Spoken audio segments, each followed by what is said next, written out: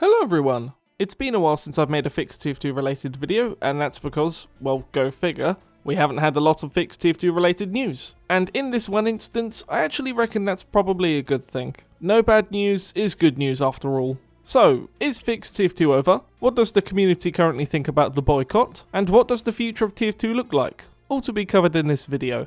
TF2 currently feels great to play, sure, but I am just worried about the future, but that section will be saved for the end of the video. So, Fixed TF2, what's currently happening? Well, I'm going to assume by now that a lot of people have given up because they believe TF2 is fixed, but I don't think we should be that quick to judge, even if the bots have been banned for over a month now. But more on that in a moment. In terms of what is officially coming up soon for the Fixed TF2 protest, it is scheduled that at some point in this month, the signatures from the Fixed TF2 petition will be personally delivered to Valve by the people directly involved. We don't currently have a date for this, and I don't necessarily think that is a bad thing. Sorting through this many signatures, printing them out, and then organising time out of everyone's lives in order to go and deliver them isn't a quick process, and it doesn't really seem like something you can just pinpoint a deadline for and simply meet it. So I really do think this is the one instance throughout the entire Fixed TF2 protest where having no news isn't a bad thing. We have all been very, very angry over the sheer lack of communication from all of those involved for a very long time, and rightfully so, I might add. But I think we're at the point where we know what's coming next, we just don't know when, and I think that's fine. But apart from that, that really does seem to be all that's left coming from the Fixed TF2 protest. Is it over officially? No, but is it over in the community's eyes? I think so. I think most people have just forgotten about the petition to begin with. Fixed TF2 was never about the YouTubers, despite what some people think. It was about you and me, the average TF2 player, promoting our love for the game and saying that we won't stand for the mistreatment it's been through. And I think that's a mentality we should all keep, even if it is subconsciously. But I think we're at the point in time where most people have just flat out forgotten that Fixed TF2 was even a thing.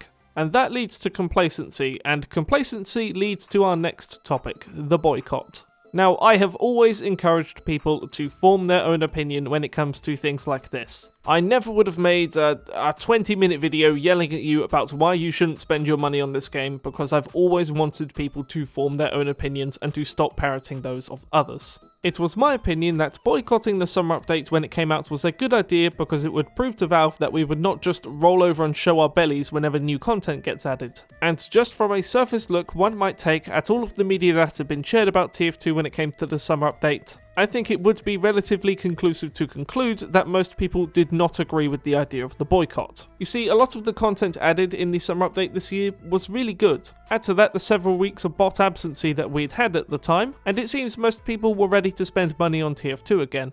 It was quite surprising to me to see the overwhelming amount of people promoting the boycott and then the overwhelming amount of people forgetting the boycott was ever a thing when the update came out. But shiny new hats will do that to a man. Now, I put out a community tab poll the other day asking if people are still committing to the boycott after all this time, and it seems that the numbers were fairly even. The majority of people who voted are still committing to the idea of the boycott, but it was only a 16% difference, which isn't a very large margin, and inevitably, the number of people committing to the boycott will only decrease over time. So, have the community as a whole truly committed to the boycott?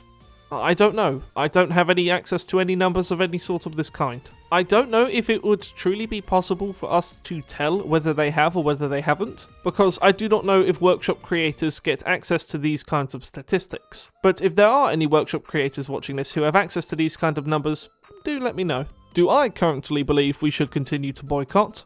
My answer is complex, and it wouldn't make anyone happy, so I'm going to be leaving it out of this video. But I'm fairly confident in saying that a lot of people have not committed to the boycott and probably won't be going forward. Now that's it for the main Fixed TF2 related part of the video. Like I said, there really wasn't a lot to cover. We know that the signatures will eventually be delivered, but we have no dates, and the idea of the boycott is still up in the air. The rest of this video is just me talking about why, after all of this good news we've had for TF2 recently, I'm still not optimistic for the future of it. If you are uninterested in listening to that, I advise you to click off. Now, this was going to be its own separate video, however, it is still relevant to what I've been talking about throughout this video, so I thought I'd throw it on the end here. This is not a doomer rant or, any other childish terms people want to use to describe it. This is just me basically saying that I'm still not optimistic for the future of TF2 after all these changes. And all of this is being said bearing in mind that I know that TF2 has had some major changes recently, specifically when it comes to bots. Now, Valve has done bot ban waves before, however, with full confidence, I think we can all say by now this is not a regular ban wave. Bots are still, to this day, being banned. Once a week, I see a Reddit post talking about how the bots are apparently back, and then I go to click on the Steam IDs, and then the accounts have been terminated. They are still continuing to ban bots, and I'm very, very proud of them for that. These aren't the actions of one of the phases in the cycle. These are the actions of a developer committed to fixing these issues. But even with all that being said, I just cannot get the idea of this developer cycle that we go in every single time something good happens to TF2 out of my mind. I had said this in a previous video, but that video flopped, so I'm going to say it again. I currently believe that the future of TF2 comes down to which side gives up first, the 14-year-olds or the billion-dollar company. Valve 100% has the money to fix an issue like the bots crisis permanently, but they just won't. Valve's hiring and employee practices are just stupid. And every issue that has plagued TF2 has plagued every other game Valve has ever made at any point in the past. They just simply don't care because they have too much money to care.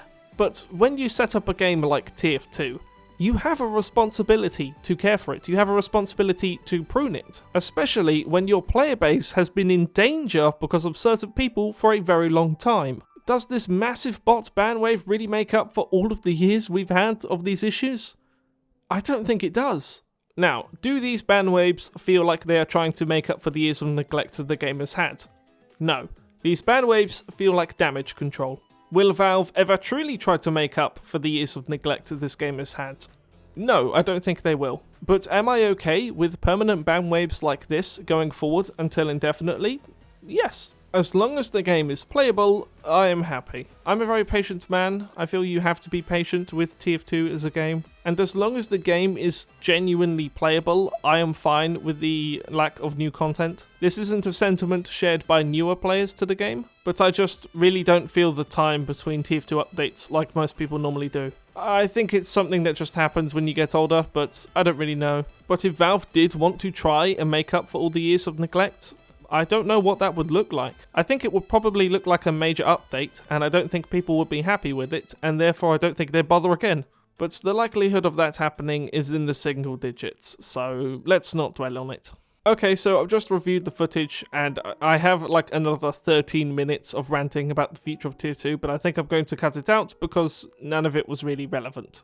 But the overwhelmingly long and short of it is, these ban waves are great. They feel like damage control, they don't feel like they're trying to make up for the years of neglect, and even with all of this being said, I still don't think I'm optimistic for the future of TF2. But if you are having a good time with TF2, and you are optimistic for the future of it, then I'm really happy for you, and I want you to hold on to that happiness yourself. When this video goes live, there will be a community poll over on my community tab talking about this very topic. It will take less than a second of your time, and it will make me very happy, so, you know. Anyway, I think that will do it for now. Thank you very much for watching. Please consider subscribing if you'd like to see like-minded content in the future. I will probably make a fixed TF2 related video when the signatures get delivered, but apart from that, this genuinely could be the last one. I've been saying that for a while, but there is just no fixed TF2 related news so far, so this genuinely could be the last one. And if it is, thank you very much for tuning in to the various newses I have covered over the months, and I will see you later down the sunny road.